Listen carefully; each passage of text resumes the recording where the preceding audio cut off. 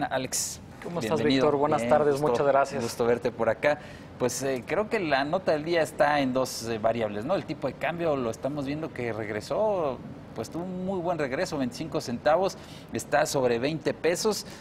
La semana pasada estaba cerca de 21, Alex. Así es. Pues esto lo que nos muestra es la fuerte volatilidad que hemos visto en los mercados. Los temas comerciales son los más importantes que hemos visto en las últimas semanas. El Fed ha sido otra variable que ha agregado al tema de incertidumbre en los mercados, sobre todo la semana pasada con un alza acompañado de un comunicado hawkish. Pero esta semana yo creo que los mercados se están centrando en dos cosas y es lo que ha explicado en gran medida el peso.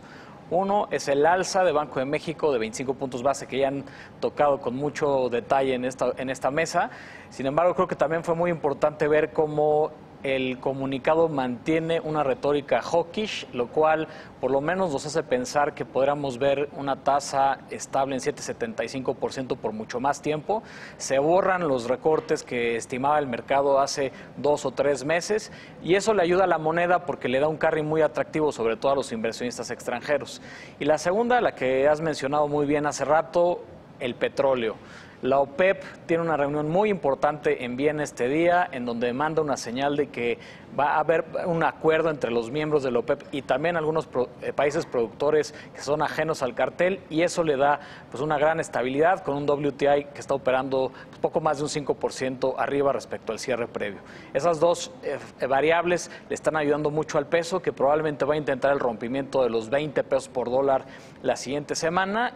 Y atentos a lo que pueda suceder en términos comerciales y al proceso electoral. Sí, claro. Déjame detener un momento en el tema de inflación que mencionabas ahora. Se estabilizó en la primera quincena de junio en 4,54%. La quincena anterior había sido 4,55%, pero el dato confirma la materialización de algunos riesgos, ¿no? Que llevaron al Banco de México a subir su tasa, particularmente los precios de los energéticos, ¿no? Están muy presionados. Así es, los precios de los energéticos han sido, yo creo que una variable muy importante desde el año pasado, sobre todo si nos fijamos en el reporte de hoy, el gas LP, la gasolina de bajo octanaje, también las tarifas eléctricas. En general hemos visto presión en commodities de energía en el mundo, y lo que sabemos nosotros es que ahora hay una nueva estacionalidad en los precios en México. Ahora vamos a seguir esta estacionalidad que hay en Estados Unidos, el famoso driving season, que es los precios de las gasolinas mucho más elevados, sobre todo entre mayo y septiembre. Sí, es la temporada donde se salen a visitar a la tía de North Carolina y salen por todas las carreteras. Y si eso le agregamos el componente del tipo de cambio, nos hace pensar que pues eso puede limitar esta convergencia a la baja en términos de la inflación. Y yo creo que por eso fueron muy enfáticos en el comunicado de ayer de que todavía siguen existiendo algunos factores de riesgo que se pueden ver materializados en un tipo de cambio que va a seguir presionado y que eso en algún momento puede tener un efecto de traspaso sobre los precios. Y uno de esos factores pues es el tema comercial que mencionabas hace un momento.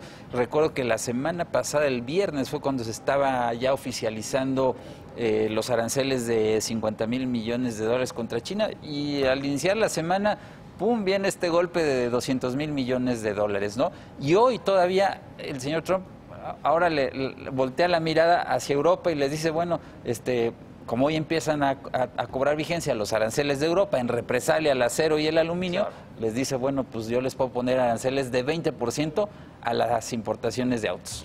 La parte comercial desafortunadamente va a seguir siendo, yo creo que la variable en el factor de riesgo y de análisis de los inversionistas en los próximos meses.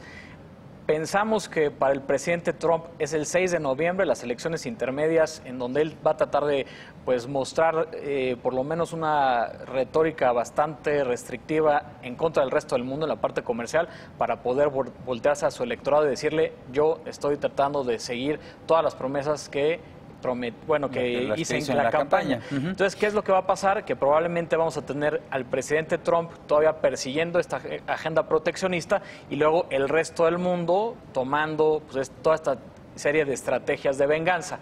Lo que nos hace pensar es que todo este nerviosismo va a empezar a permear hacia la confianza de los consumidores y de los empresarios en el mundo. Entonces, si había un foco verde que era muy claro para este año, que era un crecimiento sincronizado a nivel global, que era bastante sólido. Ahora yo creo que todos estos temas comerciales empiezan a pues mermar en la expectativa de este crecimiento, y por eso es que empezamos a ver que muchos de los activos en mercados emergentes reaccionan de manera negativa a esta serie de anuncios, y también algunos de los activos en economías desarrolladas. Estamos entre la aversión al riesgo por un lado, pero también apetito por riesgo en los emergentes, y en el caso de México pues estamos en una semana de las elecciones, seguramente será un periodo de volatilidad e incertidumbre, ¿no? Normalmente lo que hemos visto cuando hay un periodo electoral en nuestro país es que los inversionistas globales cubren el evento y van a cubrir, por ejemplo, Turquía este domingo, van a cubrir una serie de eventos geopolíticos que tenemos en el año, como es el caso de las elecciones en Brasil. México no va a ser la excepción, así que yo creo que los inversionistas quieren ver quién gana el 1 de julio, cómo queda la composición del Congreso. Y también creo que van a tratar de ver cuáles son las políticas que se van a tratar de implementar con la nueva administración. Así que, pues también México forma parte de este complejo escenario de eventos geopolíticos en el mundo. Y bueno, ahí pues yo creo que ya después de las elecciones estaremos platicando para ver cómo se asimila todo esto en los mercados. Me dará mucho gusto platicar contigo, Alex. Gracias. Muchas gracias, Víctor. Gracias a ti. Hacemos una pausa, volvemos y mientras le pongo ahí mi cuenta de Twitter. Gracias.